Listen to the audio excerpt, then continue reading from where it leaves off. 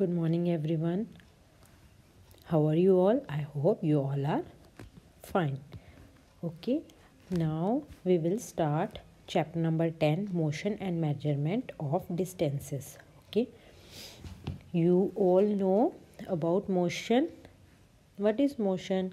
जब भी कोई ऑब्जेक्ट मूव करता है तो हम उसको बोलते हैं कि इट्स इन मोशन, वो मोशन में है, मूव कर रहा है, एक जगह से दूसरी जगह तक मूव कर रहा है। ओके, और मेजरमेंट क्या होता है? किसी चीज़ का कितनी लेंथ है, कितनी विड्थ है, हम उसको मेजर करते हैं। किससे? मेजरमेंट से। उसका नाप कैसे लेते हैं, वो उसकी मेजरमेंट होती है। ओके, डिस्टेंस मतलब एक पॉइंट से लेके दूसरी पॉइंट तक कितनी दूरी है, कितना डिस्टेंस है, वो हम आज इस चैप्टर में पढ़ेंगे। Okay, now first is story of transport. Transport क्या है? ऐसा माध्यम है, एक मीन्स है जिससे हम एक स्थान से दूसरे स्थान तक पहुंच पाते हैं। ओके, एक जगह से दूसरी जगह तक जाना है, सपोज नलिया से भुज जाना है, तो उसके लिए आप कौन कौन सा ट्रांसपोर्ट ले सकते हैं? बस से जा सकते हैं, कार से जा सकते हैं। These all are the means of transport. कौन से मीन्स से हम जाते हैं? ओके, पहले ज़माने में क्या था, जब लोगों के पास इतनी सुविधा नहीं थी, इतने ट्रांसपोर्ट नहीं थे, तो वो पैरों से चल के, means by foot only, they use to go from one place to another place. Okay, और अपना सामान किस पे लेके जाते थे? एनिमल्स पे, या बैलगाड़ी होती थी, बुलक कॉट, उस पे लेके जाते थे। ओके, बट अब इन्वेंशंस हो गई हैं, साइंटिस्ट ने बहुत तरक्की की है, हमारे बहुत सारे न्यू डिवाइसेस, न्यू इन्वेंशंस हुई हैं, जिसके कारण अभी जो ट्रांसपोर्ट के माध्यम है वो बहुत ज़्यादा एडवांस हो गए हैं। ओके, अभी आजकल क्या यूज़ हो रहा है? कार्स यूज़ होती हैं, ट्रेन यूज़ होती हैं, बस यूज़ होती हैं। Okay, this all are the means of transport. सबसे एडवांसमेंट अभी आ गई हमारे, जब हमें एक एरोप्लेन की सुविधा भी मिल गई है, जिससे हम एक कंट्री से दूसरी कंट्री में इजीली जा सकते हैं। ओके, ज़्यादा टाइम नहीं लगता, हम एक स्थान से दूसरे स्थान, मीन्स एक कंट्री से दूसरी कंट्री में, विदेश जो है उसको जाने के लिए हम बाय एयर लाइन्स का यूज़ करते हैं। Okay, now next we will do some activity. आपकी बुक में से ही है ये, टेक्स्ट बुक में आप इसकी पूरी डिटेल पढ़ना। I will discuss it here also. कैसे करना है? एक्टिविटी 1, हमें measuring the length of desk with गिल्ली एंड डंडा। गिल्ली एंड डंडा सबको पता होगा, ये खेलने के लिए यूज़ किया जाता था पहले, बहुत विलेजेस वगैरह में इसको यूज़ करते थे। ओके, इससे हमने क्या किया? नापने की कोशिश करी, इसका मेजरमेंट लेने की कोशिश करी। ये आपको दिख रहा होगा, यहाँ पे एक गिल्ली रखी है, एक डंडा रखा है। ओके, इसका मेजरमेंट इतना है और इसका मेजरमेंट इतना है। ओके, तो हर अलग अलग टाइप का है। पहले वाले में आप देख रहे हैं थोड़ा छोटा है, सेकंड वाले में थोड़ा बड़ा है। तो क्या जब हम ये यूज़ करते हैं तो हमारा मेजरमेंट, जो हमारा नाप है, वो सही आता है? नो, सही नहीं आता, क्योंकि जो किसी के पास गिल्ली डंडा है उसकी लेंथ अलग है, और जो मेरे पास है सपोज़, तो उसकी लेंथ अलग है, तो इसीलिए दोनों का मेजरमेंट जो है अलग अलग आता है। पहले हमारे पास इतनी टेक्निक्स नहीं हो पाती थी, आजकल जैसे स्केल है, ये सब पहले नहीं होता था, तब लोग इसी का इस्तेमाल करते थे for measuring the length. Okay, but this was not the correct method. ये करेक्ट मेथड नहीं था, क्योंकि सबका डिफरेंस आता था। जो कोई एक पर्सन यूज़ कर रहा है उसका डिफरेंट आता था, जो दूसरा पर्सन यूज़ कर रहा है उसका डिफरेंट आता था। Okay, one more activity I will show you. Activity 2, आप देख रहे हैं यहाँ पे, measuring the width of the table with hand span. इसको हम हैंड स्पैन बोलते हैं, यहाँ से लेके यहाँ तक। ऐसे भी पहले मेजर करते थे लोग, आपने देखा होगा, ऐसे हैंड से मेजर करते थे। बट क्या ये मेजरमेंट सही था? No, it is also not correct method, because सबका हैंड का साइज़ अलग है, तो सबका मेजरमेंट अलग आएगा। सो इससे एक डिफरेंस क्रिएट हो जाएगा, सबका मेजरमेंट अलग आ जाएगा, तो सबका आंसर सेम नहीं होगा। तो इसके लिए ये मेथड भी इतना सूटेबल नहीं था। जैसे कि पहले ज़माने में, जब पहले ये सब मेथड नहीं थे इंची टेप के, जब आप टेलर के पास जाते थे तो कैसे वो नाप लेता था? उसको एक हैंड स्ट्रेच करता था, दिस इज़ 1 मीटर, दूसरा हैंड स्ट्रेच करता था तो 2 मीटर, जो उसकी हैंड की लंबाई है वो उसके हिसाब से ही मेजरमेंट लेता था।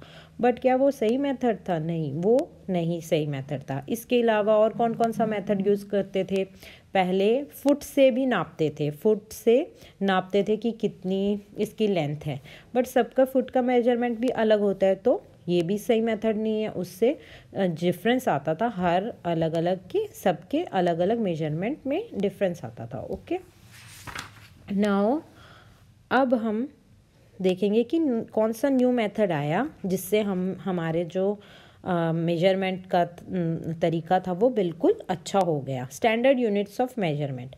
अब साइंटिस्ट ने बहुत इन्वेंशन करी और एक ऐसा स्केल निकाला जो सबके लिए सेम होगा। Okay, everyone body part could be of slightly different size. सबके बॉडी पार्ट जो है अलग अलग साइज के होते हैं। This must have cause the confusion in measurement. इससे बहुत सारी कन्फ्यूजन हो रही थी।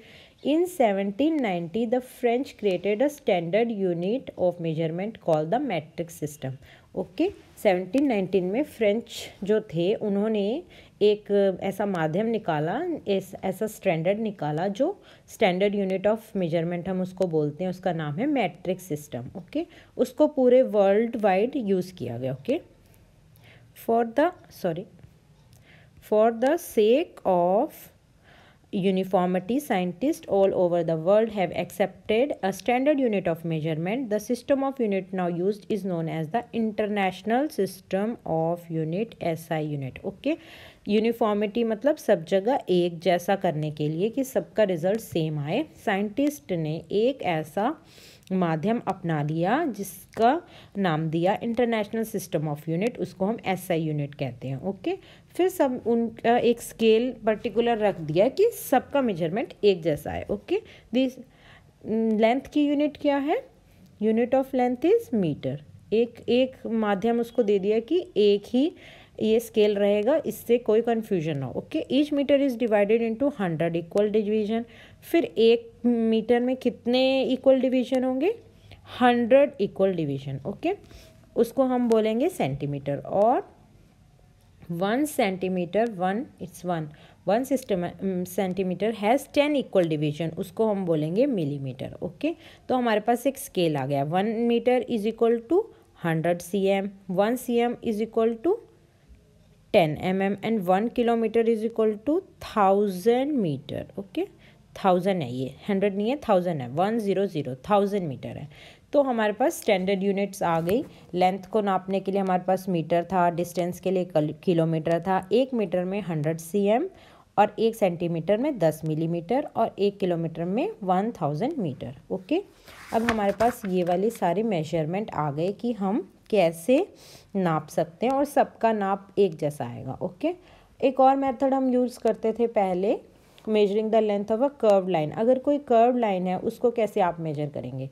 जैसे कि हम एक थ्रेड ले लेंगे और उसको उस लाइन के साथ साथ नापते जाएंगे। ओके, तो उससे भी जो हमारा मेजरमेंट आता था उसके लिए हमें बहुत ध्यान रखना पड़ता था कि पूरा उसको उसी कर्व लाइन के ऊपर बिछाएंगे ताकि कोई भी बिल्कुल मेजरमेंट में कुछ चेंजेस ना हो। ओके, और उसके बाद जब हम उसको उठाते थे तो हम स्ट्रिंग का लेंथ जो है अपने स्केल पे रख के नाप लेते थे। तो हम ये भी मेथड यूज़ करते थे। Okay, now next we will discuss the types of motion. Okay, motion मैंने आपको बताया था, जब भी कोई मूवमेंट होती है एक प्लेस से दूसरी प्लेस तक तो हम उसको बोलते हैं कि मोशन हो रहा है। Okay, there are 3 types of motion, rectilinear, circular and periodic. Okay, first we will discuss rectilinear and then circular. Okay, rectilinear motion क्या होता है?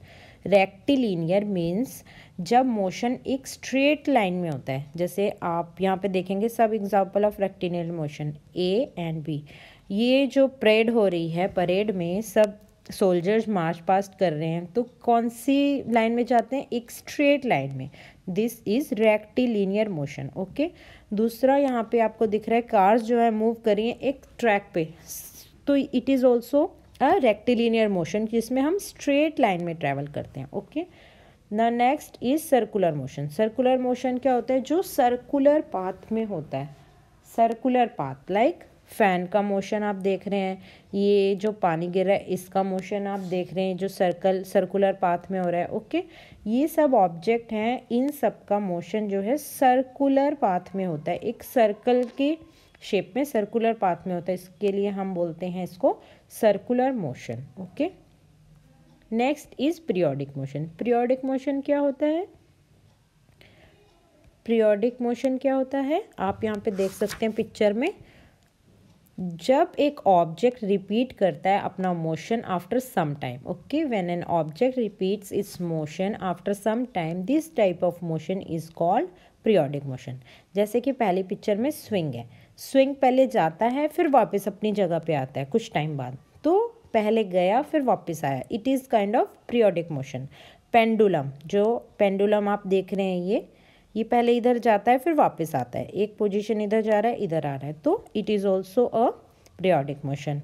फिर बेल, तबला, ये सारे जो भी हैं these are the example of periodic motion. पीरियोडिक मोशन में जो ऑब्जेक्ट है वो रिपीट करता है अपना motion for some time, after some time वो रिपीट करता है। Okay, this was all about your chapter. In next class we will discuss the question answer or the exercises. Okay, you have to write the summary from your book page number 105 and then we will discuss the question answer in next video. Okay, thank you all for watching this video. Thank you.